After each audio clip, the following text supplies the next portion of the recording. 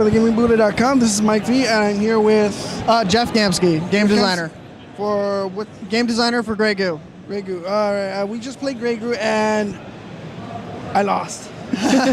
I'm not too good with RTS, but I am familiar with the people who are behind the game actually, and they were a team of former Westwood. Am I right? Yes, former Westwood. Some of the guys like Frank Kopacki, he did all of the soundtrack for the Command & Conquer games, and we got Mike, and we got a good team from Westwood here. Yes, because it feels so much like old school Command & Conquer. All the way the building the units to building the sending out units, macro. I noticed that there's not a whole lot of macro, which is a little bit different from. The current with a lot of other RTS. Can you explain that? Yeah, we wanted to bring it back to the roots of RTS.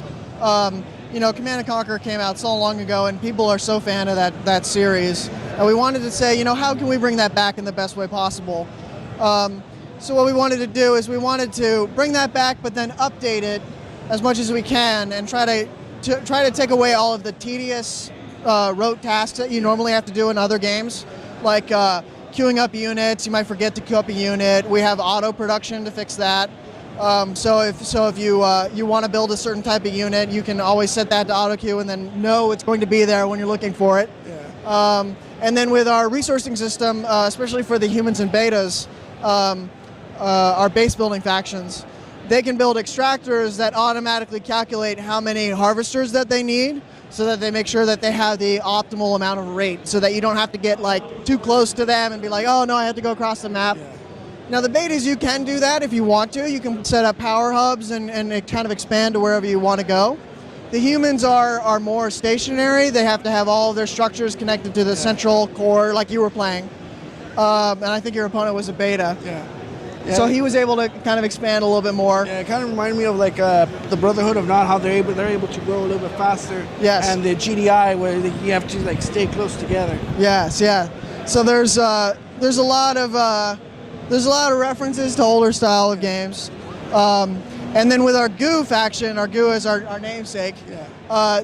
Grey Goo is a sci-fi term for nanotechnology that kind of self-replicates and consumes and devours things so that it can make more of itself. So we wanted to try to capture that as best as we could in an RTS faction, and in that way we have no base for that faction. So definitely our most unique faction. There's no base. You start out with a single unit called the Mother Goo, and the Mother Goo will go out and find resources and absorb the resources from the map, and then you can actually split off and make more Mother Goos, and then the gameplay centers around managing those Mother Goos instead of managing a base. Can you tell me more about the beta? The beta. Can you tell me more? The beta is our alien faction. So our three factions are human, beta, and goo. Humans, at this point in time, it's a sci-fi RTS. Yeah. This is far into the future. Humanity went out and tried to scout the universe for alien life, found none, and returned home trying to just focus on strengthening Earth. The beta, meanwhile, our alien faction, they're actually, at the beginning of our campaign, they're running from an unknown force that wiped out their homeworld. So they landed on Ecosystem 9, our planet for our campaign, looking for refuge. And the Goo was actually used to scout. It used to probe the universe. But when the humans kind of gave up on that effort, they kind of just let it be, and now it's kind of turned in some way. We don't really know for sure what's going on there. Well, the game being in parts, because I know most RTSs now, they have different expansion parts, StarCraft, like Wings of Liberty. Sure. Will the Grey Goo be like that, or is it going to be episodic? Or we actually have a 15-minute mission campaign, not minute campaign. That would be bad. Mission campaign with all three factions. You can play 5 levels for the beta, 5 levels for the humans, and 5 levels for the Goo, and you can kind of see the story arc, transitioning between all 3 of them. So you're able to play all 3 factions with this campaign. Will there be any plans for DLC? With DLC? DLC. We are looking to support DLC. We have not announced anything official yet, but it is on the way. A lot of fan favorite from the old school Command & Conquer were like map makers, like campaign makers. Will that be back into the game? We are releasing with a fully supported map editor, so players can make their own maps and submit them to the Steam Workshop, and people can, share them and download them and play them with friends, and and kind of experiment with where they want to take the game themselves.